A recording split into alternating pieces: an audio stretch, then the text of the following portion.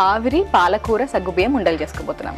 పొద్దున్నే కాస్త ఇలాంటివి తింటే ఇటు ఎనర్జీ ఉంటుంది, అటు న్యూట్రిషన్ ఉంటుంది, ఆకుకూర తినే ఫీలింగ్ ఉంటుంది. డెఫినెట్లీ జనరల్ గా ఆకుకూరలు కంపల్సరీగా తీసుకోవాలి. అండ్ మనం ఓన్లీ లంచ్ అండ్ డిన్నర్ కి మాత్రమే మనం ఫిక్స్ చేసేస్తున్నాం ఆకుకూరల్ని. కానీ ఆకుకూరలు ఎప్పుడూ కూడా మనము ఇన్ ఎ డే అసలు అన్ని రెసిపీస్ లో ఇంక్లూడ్ చేసుకున్నామంటే ఇంకా మనకి అసలు ఐరన్ డెఫిషియన్సీ అనేది కూడా ఉండదు కూడా. కాబట్టి ఏదో మధ్యాహ్నం పాలకూర పప్పు తింటాం కదా అని పొద్దున్న మానేయక్కర్లేకుండా అప్పుడు కూడా కాస్త ఇంక్లూడ్ చేసుకునే ప్రయత్నం ఇలాంటి రెసిపీస్ ద్వారా చేయొచ్చు. అండ్ ఆకుకూరలు ఒక వెజిటబుల్ ఏంటి అంటే ఎవ్రీ డే తీసుకోవాలి. చాలా మంది ఆల్టర్నేట్ డేస్ లో పప్పు అలాంటివి తీసుకుంటూ ఉంటారు, వాటితో పాటు ఆకుకూరలు వెళ్తాయి అంతే తప్పించి రెగ్యులర్ గా మాత్రం అసలు ఎవరు తీసుకోవట్లేదు. అందుకనే కంపల్సరీగా ఆకుకూరలు రోజు తీసుకునేలాగా మనం ప్లాన్ చేసుకున్నామంటే చాలా హెల్దీగా ఉంటుంది. సరే, మరి ఈ కాంబినేషన్ లో ఆవిరిలో అది కూడా ఎలా ఉంటుందో టేస్ట్ చూడాలంటే మనం రెసిపీ ప్రిపేర్ చేయాలి. స్టార్ట్ చేద్దామా? తీసుకొస్తాయి. ఓకే, సో ఇవి ఇంగ్రీడియంట్స్. ఓకే, ఇదేంటి నానబెట్టి తీసుకొచ్చా? ఎస్, మనం ఉప్మా రవ్వ కూడా వేసుకుంటున్నాము. సో నానబెట్టేసా అనమాట ముందే. అంటే కొన్ని మనం ప్రీ ప్రిపరేషన్స్ చేసేసుకున్నాము అంటే చాలా పర్ఫెక్ట్ గా వచ్చేస్తుంది. ఉప్మా రవ్వ కూడా మరి ఎక్కువసేపు అవసరం ఉండదు, జస్ట్ 10 to 15 minutes అరగంట పెట్టుకున్నాము అంటే ఇంకా బెటర్ గా ఉంటుంది. అంటే ఎలాగో స్టీమ్ చేస్తున్నాం కాబట్టి కొంచెం ప్రాబ్లం ఉండదు. స్టిల్ మనకు కొంచెం సేపు నానబెట్టుకుంటే బెటర్. అంటే దోశలాగా అనుకో కుక్ అవుతుందో లేదో అనే భయం ఉంటుంది ఎక్కువ. అంటే అట్టులాగా ఎప్పుడైతే మనం 2-3 పిల్లు కలుపుకుంటామో అప్పుడు ఎలాగో ఎక్కువసేపు నానబెట్టాల్సి ఉంటుంది. ఇక్కడ కూడా కొంచెం సేపు నానబెడితే బెటర్. అండ్ అందుకని ఆకుకూరలు కూడా పాలకూర, మెంతికూర. సో ఆకుకూరలు మనం జస్ట్ వేడి నీళ్ళల్లో వేసి తీసామంతే, ఒక 2 minutes అలా ఉంచి తీసేస్తే సరిపోతుంది కదా. అంటే కొంచెం మనకి ఇలా సాఫ్ట్ గా కూడా అవుతుంది. అండ్ స్పెషల్లీ కలర్ చేంజ్ మనకి ఎక్కువగా వస్తుంది.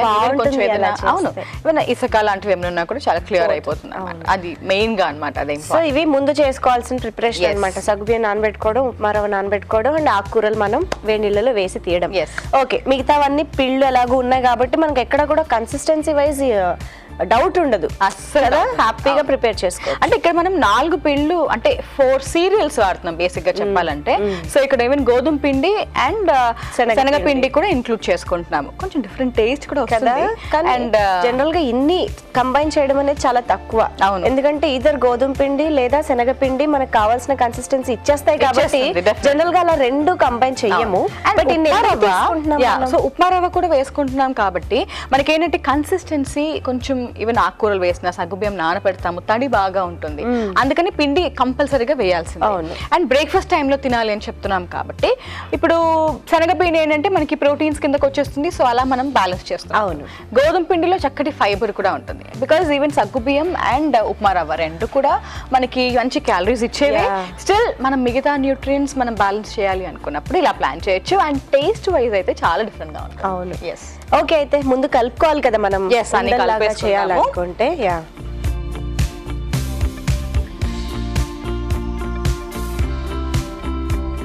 ఓకే, ఫస్ట్ అయితే ఆకుకూరలు వేసేస్తాను నేను. సో ముందుగా మెంతి కూర వేసేస్తున్నాను. సో మెంతి కూరలో కాడలు కొంచెం గట్టిగా ఉంటాయి కదా, అది కూడా మనకి అలా ఉండకుండా చక్కగా మనం హాట్ వాటర్లో వేస్తే చేసుకున్నాము. అండ్ పాలకూర. ఓకే, సో ఆకుకూరలు 2 వేసేసుకున్నాము. సో దీనిలో మనకి కావాల్సిన ఫ్లేవర్స్ వేసుకుందాము. సో కొన్ని అల్లం ముక్కలు వేసుకుందాం ముందుగా. ఓకే, పచ్చిమిరపకాయలు. అల్లం తర్వాత పచ్చిమిరపకాయలు ఉంటేనే బాగా అనిపిస్తుంది. అవే వెళ్తాయి అన్నమాట చేతిలో అల్లం తర్వాత జీలకర్ర. అండ్ మంచి టేస్ట్ కూడా వేస్తుంది. జీలకర్ర సగ్గుబియ్యం కాంబినేషన్ కూడా చాలా బాగుంటుంది. సో కొంచెంగా నిమ్మరసం. ఓకే, సరిపడినంత ఉప్పు వేసుకుందాం.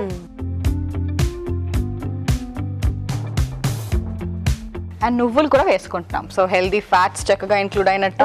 అండ్ సపరేట్ గా తినాలంటే మనకి టైం దొరకదు ఇలాంటివన్నీ. ఎర్లీ మార్నింగ్ కి అండ్ ఈవెన్ డిన్నర్ టైం కి కూడా మనం చక్కగా ఇలా తీసుకోవచ్చు, పర్ఫెక్ట్ గా ఉంటుంది. సెపరేట్ గా ప్లాన్ చేసుకున్న టేస్ట్ కూడా కొంతమందికి నచ్చకపోవచ్చు. ఇలా వేసేసుకున్నామంటే తెలిసి తెలియకుండానే హ్యాపీగా ఎంజాయ్ చేయొచ్చు. ఓకే, ఇప్పుడు ఒకసారి కలిపేసుకుందాం ఇదంతా. ఓకే, సో ఇప్పుడు సగ్గుబియ్యం వేసేసుకుందాం ముందుగా. సగ్గుబియ్యం కొంచెం మిగతా పిల్లకి తగ్గట్టుగా వేసుకుంటేనే బెటర్. అది మరీ ఎక్కువైనా తక్కువైనా మనకి తిన్నట్టు అనిపించదు. సో ఉప్మా రవ్వ కూడా వేసేసుకుందాం. సో డిన్నర్ ఒకవేళ మనకి క్విక్గా చేసేసుకోవాలి అండ్ కొంచెమే టైంలో అన్ని న్యూట్రియంట్స్ కూడా ఉండాలి అంటే ఇలా ప్లాన్ చేసుకోవచ్చు. దీంతో కొంచెం సాలడ్ అలా మనం వేసుకున్నామంటే ఇంకా పర్ఫెక్ట్ గా ఉంటుంది. సో కొంచెం గోధుమ పిండి కూడా వేసేస్తున్నాను. ఈ పిండి మాత్రం మనం కాస్త కన్సిస్టెన్సీకి తగ్గట్టుగా మార్చుకోవచ్చు, అడ్జస్ట్ చేసుకోవడానికి వీలవుతుంది. ఇక్కడ అన్ని కూడా నేను 2 టేబుల్ స్పూన్స్ వేస్తున్నాను. మనకి ఒకవేళ కలుపుకున్నాక తెలుస్తూ ఉంటుంది కదా కొంచెం కావాలి, సరిపోయిందా లేదా, దాన్ని బట్టి మనం వేసుకోవచ్చు. ప్రస్తుతానికి ఉప్మా రవ్వలో సగ్గుబియ్యంలో ఆ వాటర్ మాయిశ్చర్ ఉంటుంది కాబట్టి ఒకసారి బాగా కలిపేసుకుంటే మనకి ఎక్స్ట్రా వాటర్ అవసరం అవుతుందో లేదో అర్థం. అందుకే అన్ని నానపెట్టుకున్నాం కాబట్టి పిండి కంపల్సరీగా వేసుకోవాల్సి ఉంటుంది. మరి పిండి లేకుండా అయితే మనం కొంచెం కష్టమే ఎంతైనా ఇలాంటి ఇంగ్రీడియంట్స్ తో. యాక్చువల్లీ ఇలా మనము ఆకుకూరని ఒక్కసారి వేడి నీళ్ళలో వేసుకుంటే మాత్రం చక్కగా స్ప్రెడ్ అయిపోతుంది. అండ్ మనకి ఎక్కడ ఇలా కాడల్లాగా కూడా కనిపించదు, బాగా సాఫ్ట్ గా కూడా అయిపోతాయి. ఇడ్లీ ప్యాన్ గ్రీస్ చేసేసాను. అండ్ ఇక్కడ ప్యాన్ లో కొద్దిగా నీళ్లు వేసేస్తే స్టీమ్ అవ్వడానికి తగ్గట్టుగా కొన్ని వేసుకుంటే సరిపోతుంది. సో ఇడ్లీ ప్లేట్ లో చక్కగా ఇలా కొంచెంగా మనం సెట్ చేసేసుకున్నాం. ఇడ్లీ లాగా అంటే కట్లెట్స్ ఉండలు కాకుండా ఉండలైనా చేసుకోవచ్చు. ఎలా స్నాక్ లా తింటున్నామా, బ్రేక్ఫాస్ట్ లా తింటున్నామా, అలా దాన్ని ఆ స్టఫ్ ని ఎలా అయినా మనం మౌల్డ్ చేసుకోవచ్చు. సో కొంచెం ఇలా మనం వేసేసుకున్నామంటే సరే. Okay,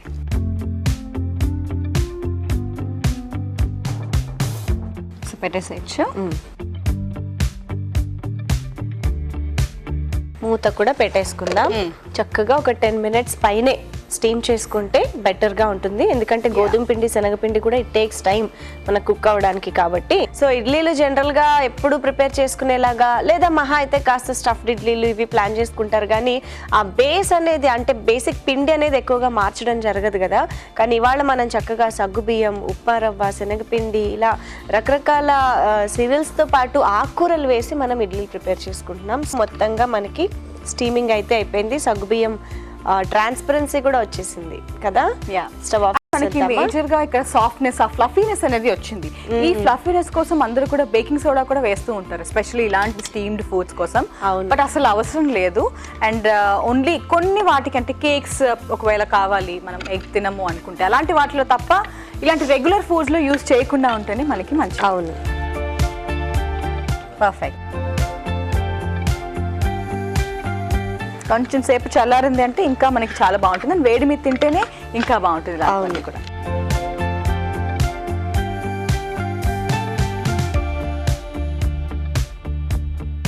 nice, perfect. Okay, so చూసారు కదా వేడివేడిగా ఇడ్లీలు రెడీ. మరి మేము టేస్ట్ చూసే ముందు వీటిని తయారు చేసుకునే విధానం, కావాల్సిన ఇంగ్రీడియంట్స్ ఇంకొకసారి చూసేయండి. ఆవిరి పాలకూర సగ్గుబియ్యం ఇడ్లీలకి కావాల్సిన పదార్థాలు: పాలకూర 1 కప్పు, మెంతికూర 1 కప్పు, గోధుమ పిండి 2 టేబుల్ స్పూన్లు, శనగపిండి 2 టేబుల్ స్పూన్లు, ఉప్మా రవ్వ 1 కప్పు, అల్లం ముక్కలు 1 టీ స్పూన్, పచ్చిమిరపకాయ ముక్కలు 1 టీ స్పూన్, జీలకర్ర 1 టీ స్పూన్, నూనె 1 టేబుల్ స్పూన్, నిమ్మరసం తగినంత, ఉప్పు తగినంత, నువ్వులు 1 tablespoon, butter 1 teaspoon, సగ్గుబియ్యం 1 కప్పు. ఆవిరి పాలకూర సగ్గుబియ్యం ఇడ్లీలు తయారు చేసుకునే విధానం: ముందుగా ఒక బౌల్లో వేడి నీళ్ళల్లో వేసి తీసిన మెంతికూర, పాలకూర వేసుకుని అల్లం ముక్కలు, పచ్చిమిర్చి ముక్కలు, జీలకర్ర, నిమ్మరసం, తగినంత ఉప్పు, నువ్వులు, నానబెట్టిన సగ్గుబియ్యం, ఉప్మా రవ్వ, గోధుమ పిండి, శనగపిండి వేసి బాగా కలిపి ఇడ్లీ ప్లేట్ కి కాస్త నూనె అప్లై చేసుకుని వీటిని ఇడ్లీలా అమర్చుకుని ఆవిరి మీద ఉడకపెట్టుకుని సర్వింగ్ ప్లేట్ లోకి తీసుకుని సర్వ్ చేసుకుంటే ఆవిరి పాలకూర సగ్గుబియ్యం ఇడ్లీలు రెడీ.